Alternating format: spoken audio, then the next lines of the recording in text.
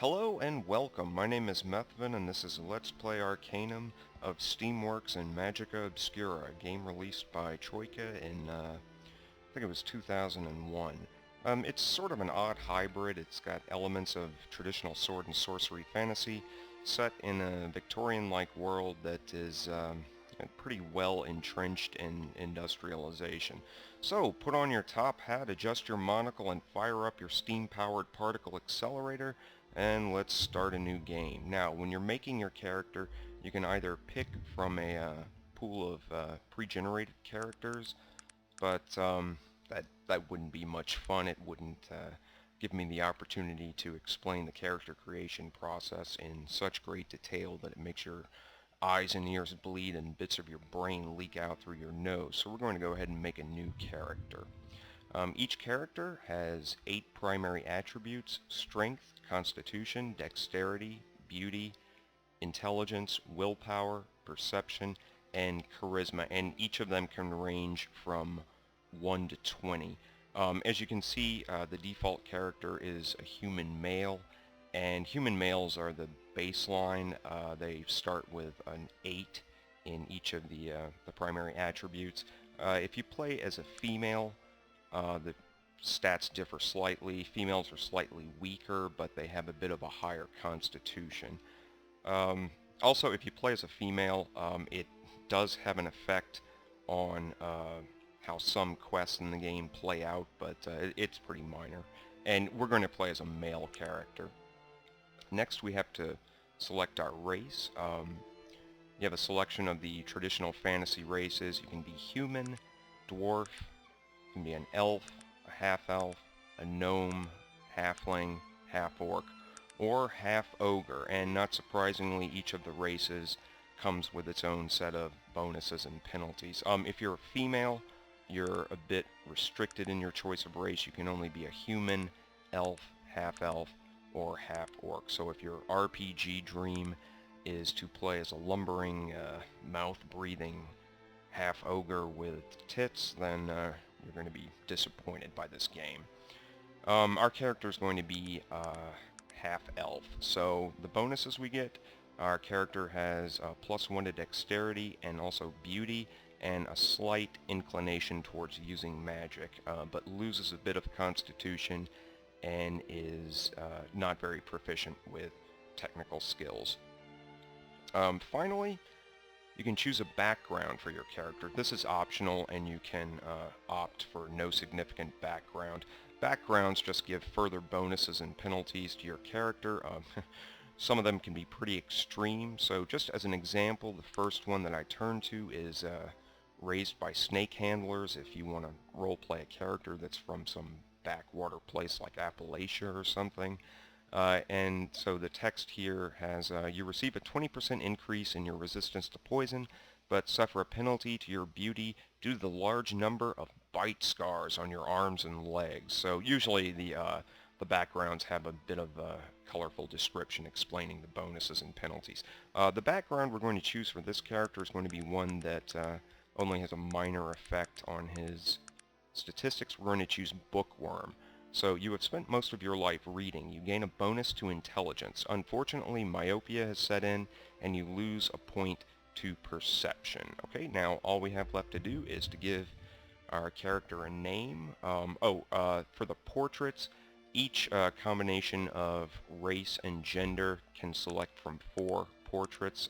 We'll just go with the first one, and we'll go ahead and name him, let's see, Robert Drake. That's pretty simple. So this is going to take us to the main character screen, and once again we've got the 8 primary attributes.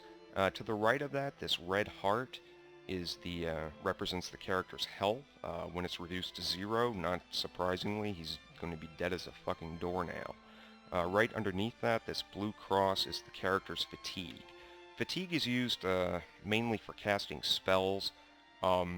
You can view it sort of as an energy pool that you draw upon when casting spells.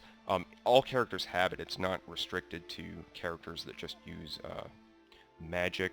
It can also be drained when you get hit in combat or when you run in combat, things like that. And when it's reduced to 0, your character's not dead.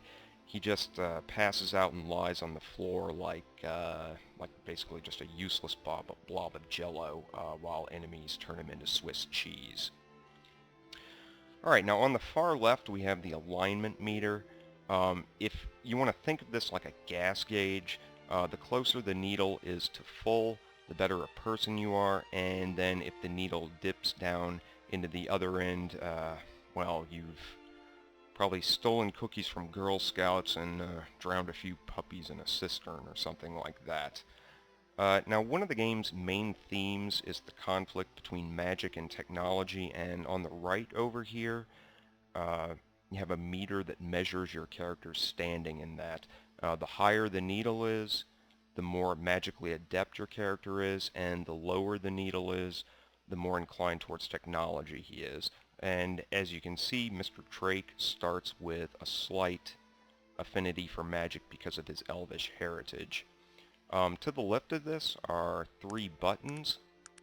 The first one here is for your character's skills. Skills are broken down into 4 subcategories: combat, thieving, social, and technological. Each skill has 5 ranks, and each skill is tied to a particular primary attribute. So for example, if we wanted to make Mr. Drake a prowler, if you look down here when I scroll over the prowling skill, you'll see that to buy the first rank in prowling, he needs a minimum perception of 6, so that's no problem. But to buy the second rank, he needs to have a minimum perception of 9, so we'd have to raise perception first before purchasing the second rank in prowling. Alright, so that's how skills work.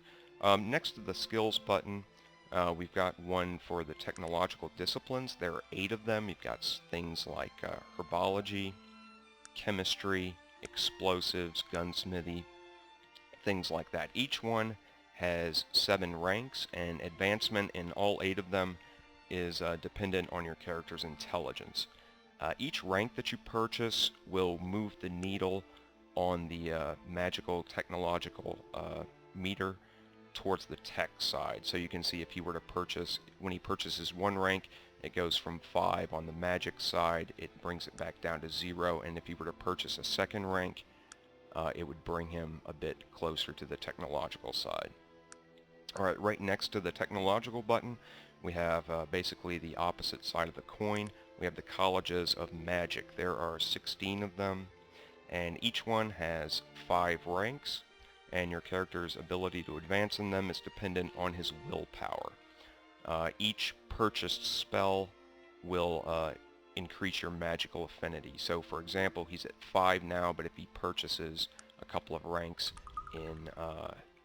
in this school of magic, it will bring him, or well, actually he can't purchase more than 1 because his willpower is too low. But if he purchased 1, it brings it up to 10, so you can easily see how that works. Alright, and that's probably about as much of an introduction to the system as I can manage without causing your head to explode, or mine for that matter. So, with all that said, we can now finally turn to the creation of our own character here, Mr. Drake. We start off with 5 points to spend. Everything costs a point to raise, from raising your primary attributes to purchasing new ranks and skills, technological disciplines, and buying new spells. So, let's say that Mr. Drake, like any gentleman, has received training in fencing. So with that in mind, we'll go ahead and give him a couple of ranks in melee. Also, because he has the bookworm background, he's well read, and we'll say he has a formal education in traditional subjects like history, logic, philosophy, and most importantly, rhetoric. So we'll go ahead and give him a point in persuasion to reflect that. We'll say that his study of magic has been somewhat informal. He's something of a dilettante, and any study of magic has been focused on battle magic. So we'll go ahead and look at the College of Force. We'll give him the first spell in that college, Shield of Protection, which is a pretty good defensive spell. And then finally, for the last point, just go ahead and drop that into willpower, since sitting through this long-winded explanation of all this stuff has basically required the patience and willpower of Job. So, we've created our character. Now, of course, we can't start the game right now. We have to go to yet another screen, which brings us to a virtual shopkeeper, sort of a steampunk version of shopping on the internet.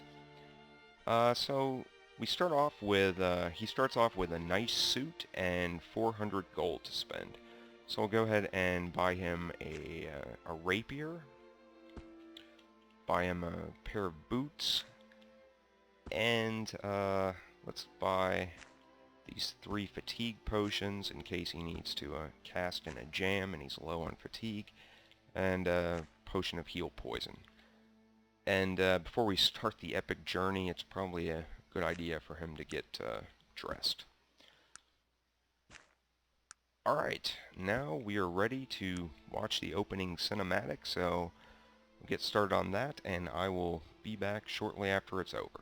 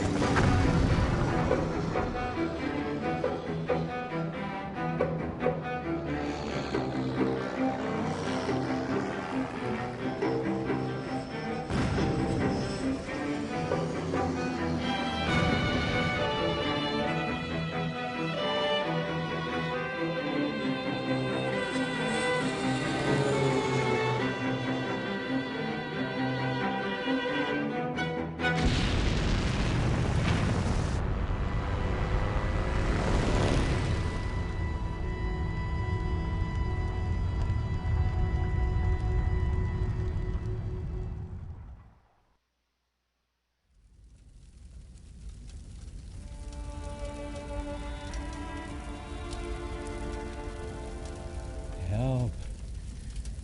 Help me, please. Oh, thank you, my friend. I haven't got much time. You must find the boy. Find the boy and give him back his ring. Now, he will know what needs to be done.